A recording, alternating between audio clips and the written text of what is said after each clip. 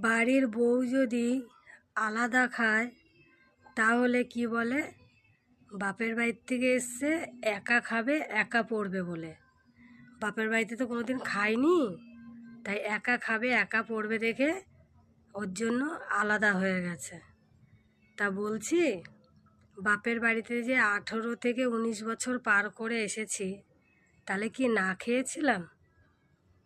না খেয়ে এতটা বড় হয়ে গেছে যে আপনাদের বাড়িতে এসে একা খাবো, একা পড়বো দেখে আলাদা হয়ে গেছে।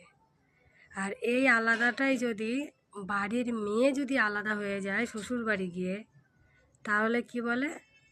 শাশুড়ি আর ননদের অত্যাচারে আমার মেয়েটা আলাদা হয়ে গেছে। না রে মা, ভালোই করেছিস আলাদা হয়ে, এত অত্যাচার সহ্য করা যায় না। তুই আলাদা খা, জামাইকে নিয়ে ভালো থাক, এটাই চাই। কেন, যা অত্যাচার তুই সহ্য করছিস, কোনো মেয়ে এরকম অত্যাচার সহ্য করবে না। তা তুই মা আলাদা হয়ে খুব ভালো করেছিস, ভালো থাক তুই, এটাই চাই।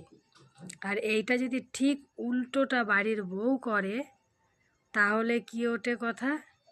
ওই তো এসছে, একা খাবে, একা পড়বে, কাউকে দেবে না, সহ্য হবে না কাউকে। তো এটাই হলো বাস্তব।